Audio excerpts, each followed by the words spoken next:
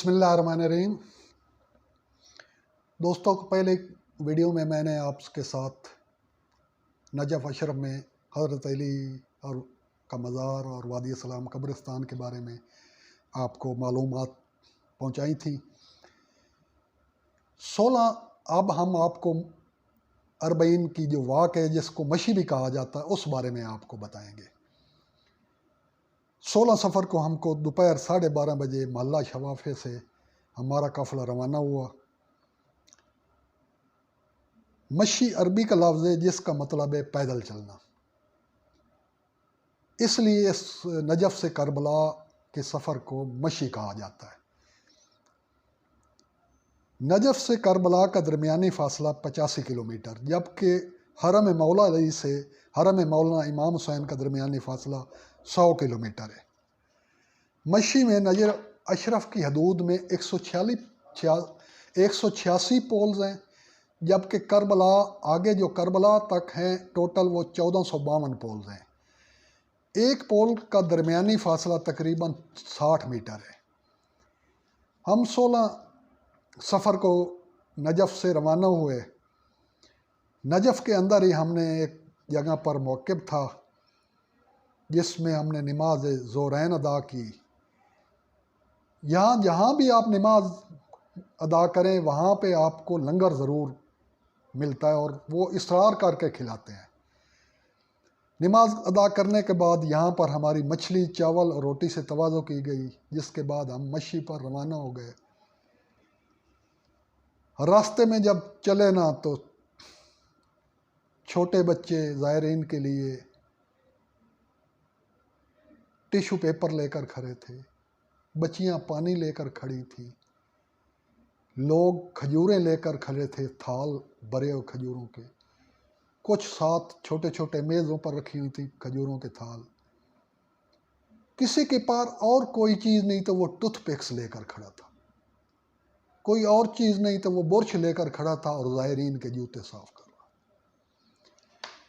یہاں پہ جب میں نے یہ دیکھا تو میری آنکھوں سے آنسو روا ہو گئے، بڑی عجیب سی جذباتی کیفیت پیدا ہو گئی کہ یار اتنا لوگ نواسہ رسول کے زائرین کی خدمت کرتے ہیں۔ وہ زائرین کہتے ہیں وہ وہاں کے لینے والے کہ آپ نواسہ رسول کے زائر ہیں، آپ کی چھوٹی سی خدمت کے بدلے شاید قیامت کے روز ہمیں اس کا کوئی اچھا اجر مل جائے۔ روتے بھی ہیں، منت بھی کرتے ہیں، پکڑ کر لے جاتے ہیں، کوئی تھوڑا سا ہمارے ہاں چکھ لیں، تھوڑا سا کھا لیں۔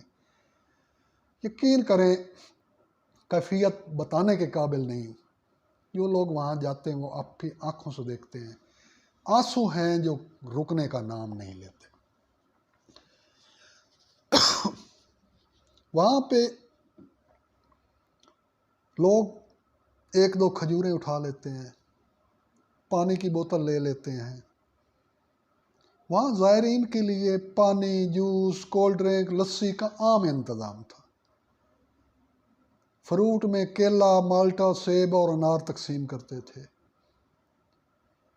لوگ بچے زائرین کے برش کے ذریعے جوتے صاف کر رہے تھے، جبکہ جگہ جگہ لوگوں نے گدے رکھے ہوئے تھے اور زائرین کو لٹا کر ان کو دباتے تھے، ان کی تھکان اتارتے تھے۔ پھر لوگ مختلف مالش کی چیزیں لے کر کھڑے ہوتے تھے، ایل وغیرہ، ان کے جوتے اتار کر عقیدت سے پہلے ان کے پاؤں کو چومتے تھے اور پھر ان کی پاؤں کی مالش کرتے تھے۔ ان لوگوں میں جو عقیدت دیکھی ہے وہ میں بیان نہیں کر سکتا۔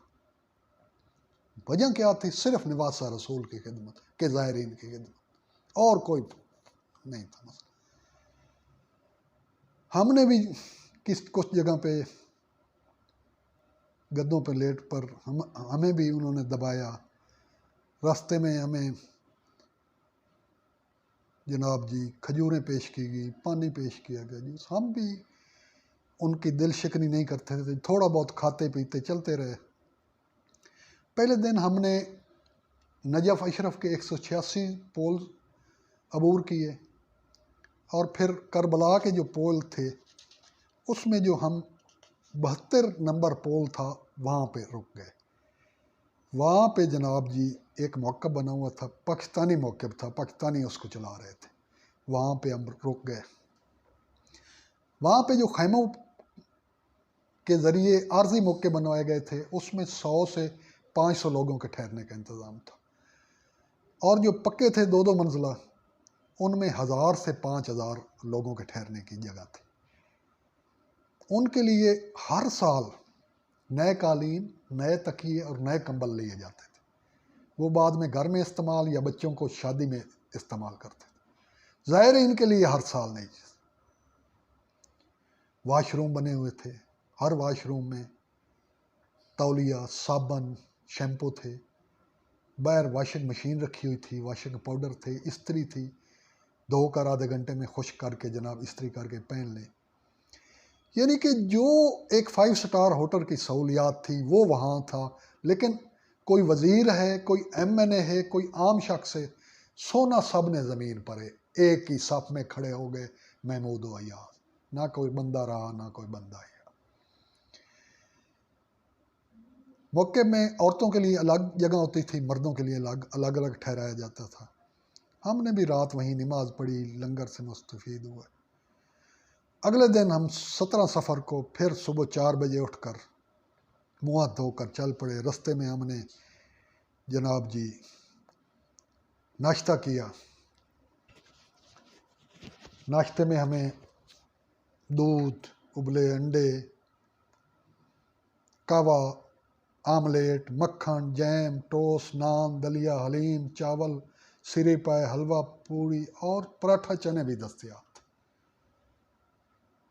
لوگوں کا اتنا اصرار ہوتا تھا مقامی لوگوں کہ یار تھوڑا سا چکھ لیں، لیکن بندہ کتنا کھا سکتا۔ ہم بھی ان کا دل رکھنے کے لیے کہیں سے کھا لیتے تھے، کہیں سے معذرت کر لیتے تھے۔ یہاں پہ کسی کا کوئی سامان پڑا رہے تو کوئی ہاتھ نہیں لگاتا۔ اگر کسی کا گم ہو جائے تو وہاں راستے میں ایک گمشدہ سنٹر ہے، اس پر سامان جمع کروا دیا جاتا ہے، اور جو بھی شخص ہو وہ اس کو نشانی بنا کر حاصل کرتے ہیں۔ مشی کے لیے ایک 2 رویہ سڑک ہے، جبکہ دوسری طرف 4 رویہ سڑک ہے۔ ہر عمر کے زائرین کربلا کے لیے پیدل سفر کرتے ہیں۔ راستے میں جگہ جگہ میڈیکل کیمپس بھی ہیں، جہاں پہ زائرین کو مفت ادویات فراہم کی جاتی ہیں، جبکہ جو بیمار یا بہت بوڑھے ہیں ان کے لیے گاڑیاں بھی ہیں جو ان کو مفت کربلا تک لے جاتی ہیں۔ ہم ہر 100 پول کے بعد رک جاتے تھے اور 10-15 منٹ کا آرام کر کے آگے چل پڑتے تھے۔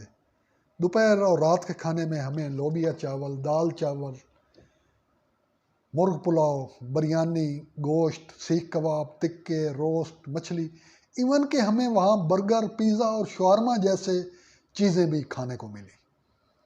مٹھائیوں میں ہمیں جلیبی، یہ جو چھوٹی بالوشاہی ہوتی ہے وہ، اور کھجور، یہ مٹھائیاں ملی۔ ایک روایت وہاں پہ ہے کہ آپ کا وہاں کھانے کی جس چیز کا دل چاہے گا نا، تھوڑی دیر بعد آپ کو سامنے وہی چیز ملے گی۔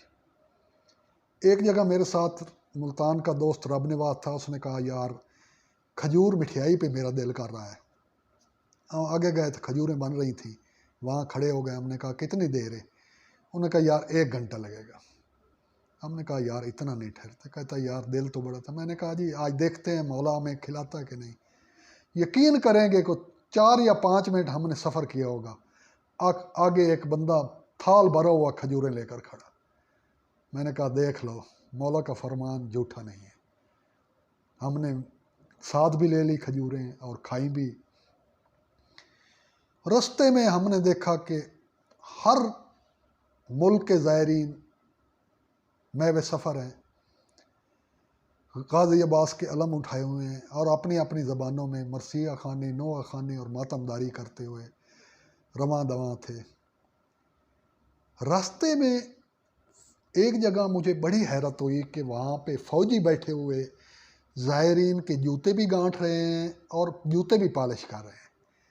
ہمارے ساتھ جو ایک تھا وہ عربی جانتا تھا۔ ہم نے کہا ان سے پوچھیں یہ کیوں ایسا کیوں کر رہے ہیں، آپ تو فوج کے اہلکار ہیں۔ انہوں نے روتے ہوئے کہا کہ آپ نواسہ رسول کے زائر ہیں، آپ کی تھوڑی سی خدمت کر کے اگر میدان محشر میں ہمیں کوئی اجر مل جائے تو ہم اپنے آپ کو خوش قسمت سمجھیں گے۔ دوسرے دن ہم پول نمبر یعنی 17 سفر کو پول نمبر 575 پر رک گئے۔ یہاں بھی ہم نے رات گزاری، لیکن اگلے دن 18 سفر کو ہم صبح 2 بجے روانہ ہو گئے۔ جلدی اٹھ کر منہ ہاتھ دھو کر وضو کر کے ہم روانہ ہو گئے۔ رستے میں ہم نے نماز ادا کی، فجر، پھر دوپہر کو، پھر مغرب کو۔ ہم مغرب سے پہلے 18 سفر کو 1086 پول پر رک گئے۔ یہاں ہم نے رات کو آرام کیا، نماز پڑھی۔ اگلے دن میں نے سوچا کہ یار میں کپڑے تبدیل کر رہا ہوں، تو دوستوں نے کہا نہ، کپڑے تبدیل نہ کریں، غسل کر لیں، کیونکہ یہ کربلا کی خاک اس پہ پڑی ہوئی ہے اور اسی خاک کے ساتھ آپ کربلا پہنچے۔ میں نے 19 سفر کو صبح غسل کیا اور وہی کپڑے زیب تن کیے۔ ساتھ ہی ہمارا پاکستانیوں کا ایک موقف تھا جہاں کوئی 5000 کے قریب پاکستانی ٹھہرے ہوئے تھے۔ وہیں ہم نے انڈا پراٹھا اور پلاؤ کے ساتھ ناشتہ کیا۔ وہاں سے ہم روانہ ہو گئے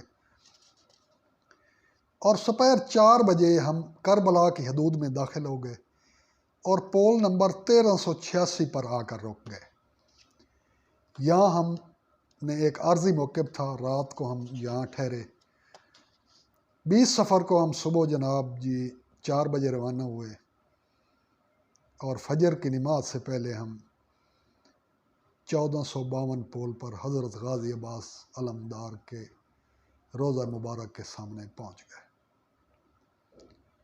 اس وقت جو ہماری کیفیت تھی، ہماری آنکھوں سے آنسو جاری تھے اور ہم حضرت امام حسین علیہ السلام کی فوج کے سپہ سالار کے مزار کی زیارت کر رہے تھے۔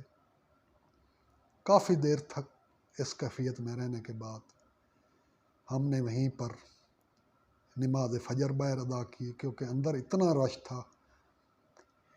اس کے بعد ہم وہیں آ کر بین الحرمین میں ٹھہر گئے۔ حضرت امام حسین اور حضرت غازی عباس کے درمیان جو جگہ ہیں اس کو بین الحرمین کہا جاتا ہے، اور یہ درمیانی جگہ 378 میٹر پر مشتمل ہے۔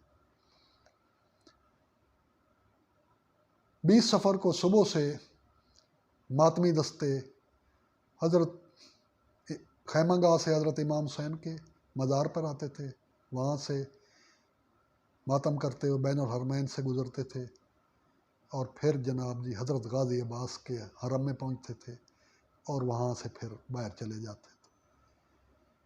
اور وہاں پہ نماز ظہر سے پہلے اتنا رش ہو گیا کہ سانس لینا بھی مشکل ہو گیا۔